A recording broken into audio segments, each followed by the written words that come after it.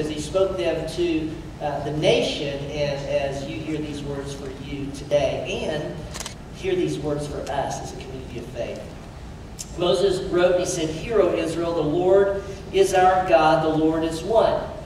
He said this, and I'll say this to every mom and dad up here today. "You shall love the Lord your God with all your heart, with all your soul, and with all your might.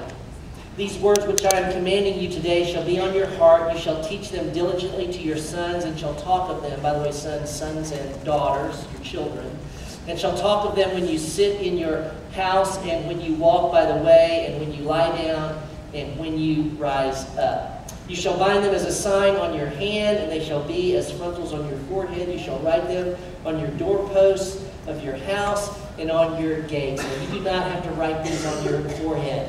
But what is he talking about? He's describing, number one, first of all, he says, you shall love the Lord your God with all your heart, soul, and strength.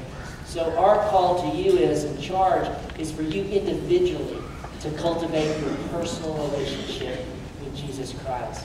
For that's what they need to see. That mom and dad love God with all their heart, soul, strength, and might. And then he goes on to say, write it on the frontals of your head and put them everywhere. What's he saying? When you go, when you come, he's saying you're to live in such a way that your kids would never see a time when they don't know, mom and dad love God. I'm not going to put the perfection mantle on you at all. That's not what he's saying. But is your relationship with God real enough that it shows up in every part of life and in every place in life? That's what he's asking. And he then goes on to say, it's interesting, he'll say, when your kids grow up and they see these statues, they say, what are these statues for? And you might think of it this way. You guys see cameras going off in here and video. One day your kids are going to see a photograph, right, of you. And like my son's going to ask me one day, "Dad, why do you have me up there in a dress?" And I'll have to explain that to him. And so these kids will see this picture one day and they'll say, "Why are you holding me up there with everyone else?" And you can say, "Because that's the day that we stood in front of our church family and we made a commitment that as best we could, we're going to raise you in the wisdom and the admonition of the Lord." That's your commitment before this body and before God today. Our commitment to you, we'll read in a moment. I'm going to invite the church family to stand.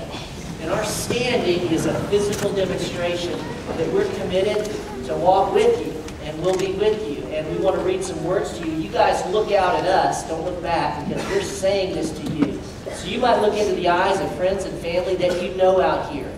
This is your church family, and this is our commitment to you. I'm going to ask the church family to read this with me.